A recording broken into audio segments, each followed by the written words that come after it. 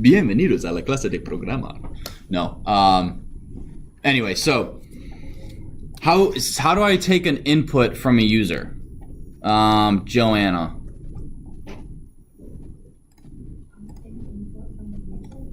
Yeah, so what you guys were supposed to read was reading input from a keyboard, so you can create a variable asking the user to enter in information, and whatever they enter in is that variable.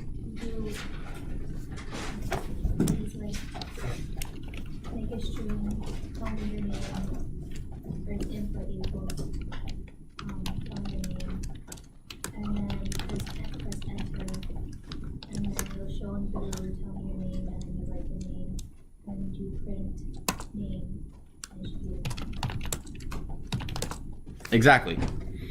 So if you want to take an input from a user, all you need is the word input, and then whatever you put in here in between these two parentheses is the prompt that that would help. I'm like assuming you guys can see my screen. So. While we're waiting, Thorn, or is that what you were going to say? Okay. Thank you guys. I do that more often than I'd like to admit. So, all right, so here we go.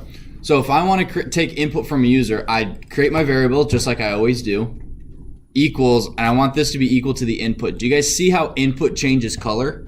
It's not black text, it's purple text. That means it's essentially a built-in batch of code that Python uses.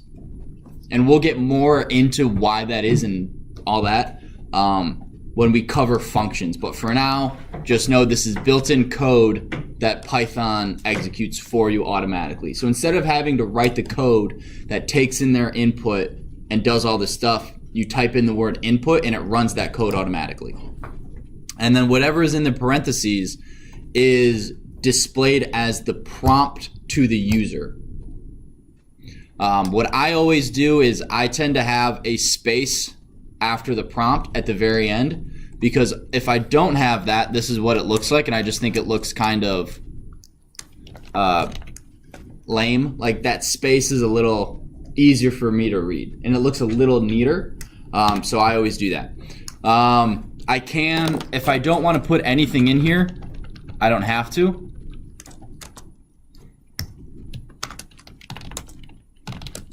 But it's still, the prompt disappears. So typically, you don't do that unless you want the code to pause and wait for the user to click OK. So for example, you would have this code going and you would have print,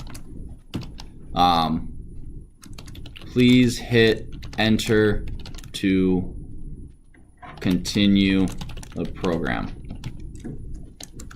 So you have your code display that information, and then you would just have input. And it doesn't save it as a variable. It just waits for the user to hit OK before it goes on. Does that make sense? So you can use it as kind of like, if you have a bunch of information you want to give the user, you type that up, display it, and then you just wait for them to hit OK. Thorin. So if you have nothing in the prompt area, then any key will trigger it, or just enter? Just so if you don't have anything in here, oops, my bad. No. So if I just have this, I can go. It displays what I have, and it does that because it's in the shell. When you guys are actually writing code, and we're going to go over that today, it doesn't do that. So this is just a little bit review and a little bit extra on input. But it'll make more sense when we're actually writing code. So what it will do, if you don't have anything in the parentheses, nothing is displayed. And if you don't have it set to a variable, it doesn't save it. You can do age and go input, but now the user doesn't know what to type in. So age is 234, but if I don't have that set to a variable, it doesn't save it anywhere. So if you just have input like this, this is basically until the user hits enter, the code is paused. It doesn't do anything, it just waits. So this is like Again, if you have a bunch of text or you want to make sure the user understands something, you wait until you put input, and it won't do anything until they hit enter. So that's the brief review on input. We're going to go over a little bit more in a minute, but what I really want to look over with you guys is the console. So right now we have this shell, which is line by line execution, doesn't save much, right? As soon as I hit restart shell, I'm going to have errors because age is not defined. It erases everything I've already done. So that's not very useful if I want to write, 1,000-line code, or I want to build a video game, right, Colton? Yeah. It's not useful at all. So what we're going to do, in order to save our stuff, we go up to File, and we want New File. Or you can hit Control-N, and what that will do is it brings up this blank text document. In here, this is where we write our code. So first thing, if you just start typing away print,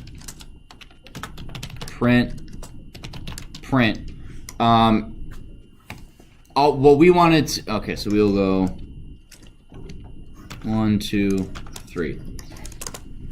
Well, now how do I get this over here? Because I need input.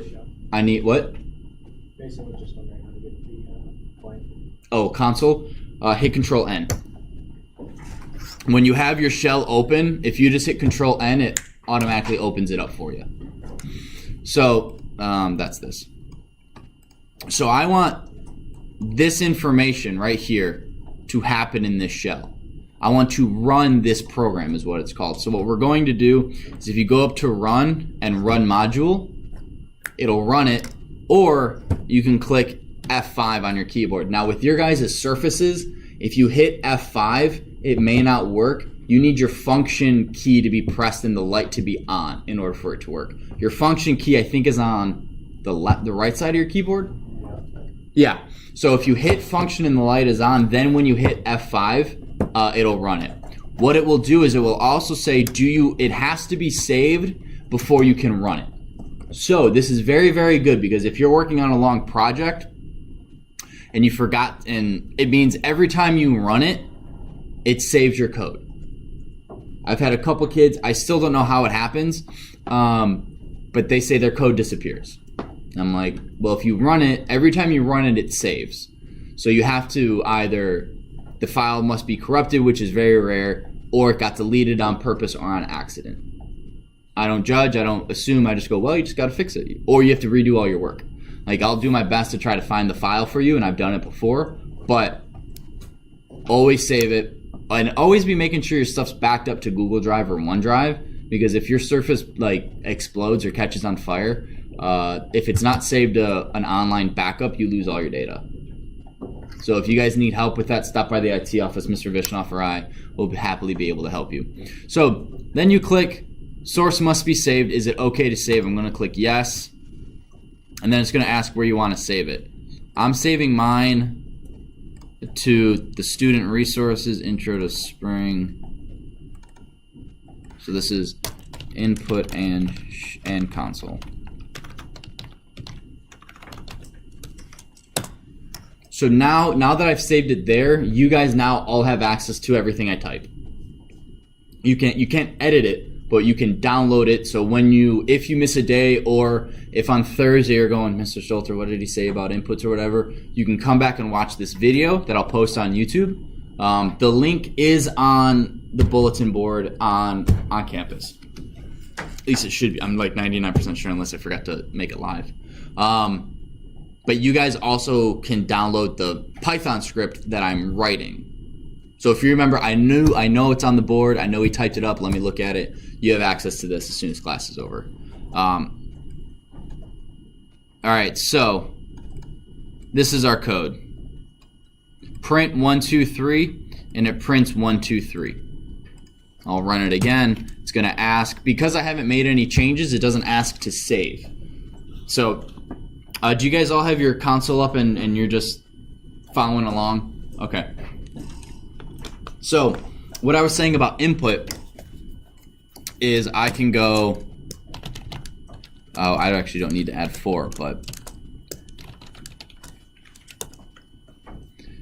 Now it's waiting for me to hit enter. Right, the code is paused, it's not doing anything. As soon as I hit enter, it executes the rest of the code. But that input isn't saved as anything. So what I can do is I can go age equals input. Oh, hang on. Let me go.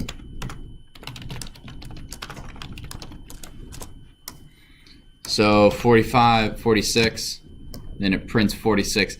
If I don't have anything in here, in between the parentheses, it doesn't prompt my user for anything. So you want to be really specific with what you want the user to enter in. And typically it's nice to be polite, so please enter. So please enter your age. Enter my age. We're gonna say I'm 89. I look good for 89. And there you go. Does that make sense? Any questions so far? Wow, I'm a really good teacher. No, I'm kidding. Nothing? Seriously? Okay, so now there are 3 different, so far we've covered how many types of variables can we have? Gabe says 3, he's correct. Who can name one of the 3? Andrew? String. A string. Thorin? A float. A float. Colton? Integer or int? Yes, correct. You guys are awesome. So I can also do that with my inputs. So if a user types in a number, I don't necessarily want it to be a string. The default input is a string. So, and I'll just do print just to show you guys what I mean by that. If you just have input, it's a string, meaning I can't do math with it, right? So I can't print in 20 years you will be 40, you will be 65. So what I need to do, and in the book it says you can add int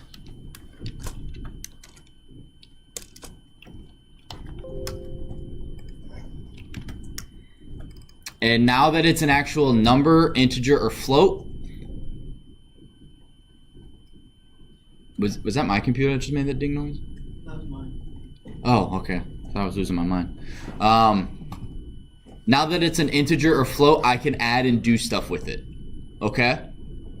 And if I want it to be a float, what do you guys think I type in? Float. Those 2 of you who read the book, nice job. Just messing with you guys. I know you all did. 125 type float. This will be real important. So if I do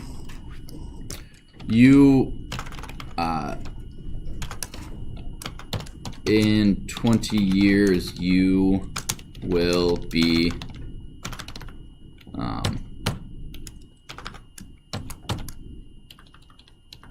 age plus 20. If I don't do this. So what'll happen is if I'm 45, I'm getting an error, right? You basically only need to look here for the actual error. This tells you where it is.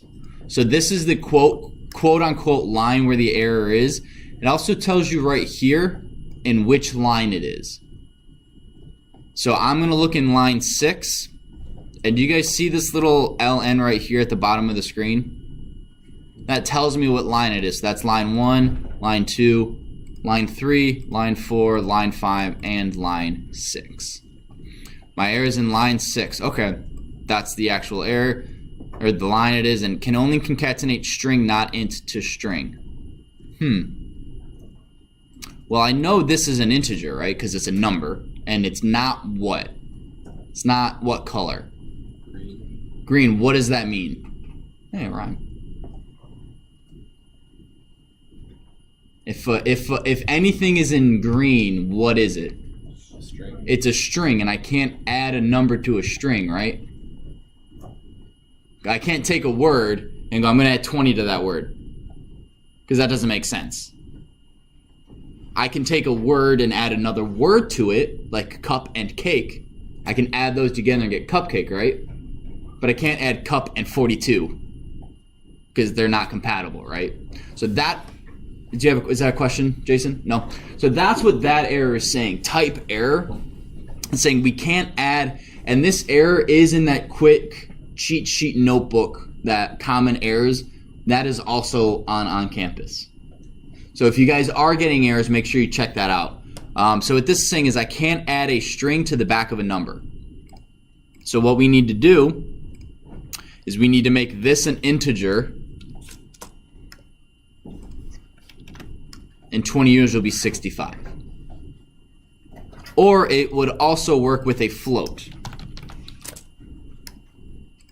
Except we're going to get, it'll add that decimal.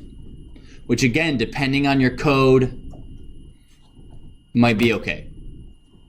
Any questions so far? It's okay if you do. I probably did when I was learning this the first time, so don't be afraid. It's totally fine.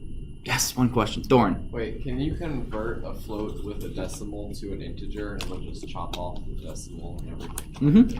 Okay. So I'm going to do that up here in the shell just because it's easier. So if I go float, 1, 2, 3, it's going to add the dot 0. And if I do integer of 123.123, it gets rid of the decimal. It just doesn't exist. It doesn't, essentially rounds down. Or you can just say gets rid of the decimal, because it integerizes that number. It doesn't rewrite it, it gives you the integer version of that number. Did we go over this? Yeah? Okay. I thought I did, because I thought I made up that word once already. Integerizes. You guys, any questions? No? Alright. So, we went over the operations, right? The math. Or is that my other class? My other class we were doing an intro review, so I can't remember what I've done in either class. Alright, so in programming you can base without having to do anything special. Python gives you 7 things you can do for math. I'll start with the 4 basic. Okay. So what do you guys think this one is? Addition. Addition, or rad. What's this one? Subtraction. Subtraction. What's this one? Multiplication. Multiplication. What's this one? Division. Nope. I'm kidding. Alright, so those are the 3 basic, easy ones. The next 3, I'll scoot over here and do it. What do you guys think that is? What do you think it relates to? Double.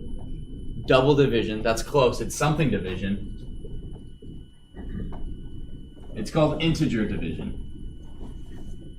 So, and I'll give you guys an example. 7//2 equals 3. What is 7 divided by 2? 3.5. What? 3.5. And if this is called integer division, what do you think it does? It gets rid of the decimal. Boom. Awesome. Make sense? That one's decently useful, although, yeah, Colton? So it doesn't round, it just gets rid of the decimal. Or it rounds down either way. You can look at it either way. It rounds down to the nearest whole number. But the easiest way to think about it, it makes it an integer. So normally you would have to do 7 divided by 2 int, or whatever. You would have to change it to the integer. But in coding, the more things you type, the more likely you are to make a mistake. So they just add, well, we'll get rid of 5 things they have to type. Then we have star. No. Yeah. Integer multiplication. Not integer multiplication. So, like, raised to the power. Raised to the power, yep. So this is exponent. There we go. So 2 star star 3 actually wouldn't be like that. It would be equals what? 8, yep. Because this equals 2 times 2 times 2. Everyone tracking with me so far? Any questions? All right. Last one but not least. This is probably, outside of these 4, like the most uncommonly common used one. I'll explain in a sec. Percent sign. What do you guys think? Colton? Makes it a percent. It does not. This is called remainder division. So I'll give you guys a hint. So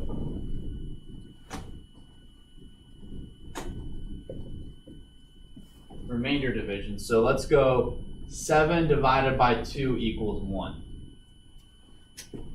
I'm sorry. Percent sign 2 equals 1. Normally, 7 divided by 2 equals 3 with the remainder 1, correct? So what this does is it takes the remainder, and that's the answer. This is the de facto, the way to figure out if something is odd or even. So, because you can go if x, whatever number, percent sign 2, that's the weirdest looking 2 I think I've ever written.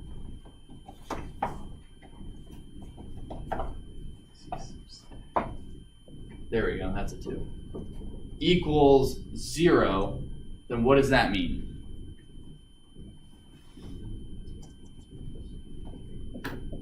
This means it's even. This means it's odd. All right, because if I have 3% sign 2, that equals 2 with the remainder of 1, right? And every number, if you divide it by 2, is either going to have an integer, or it's going to have a remainder of 0 or 1, correct? So that is how you figure out if a number is odd or even. You guys have any questions so far? Yes, Thorn. So it'll always either have 0 or 1? Yeah. Now the biggest thing that a lot of students mess up is that they'll do I'll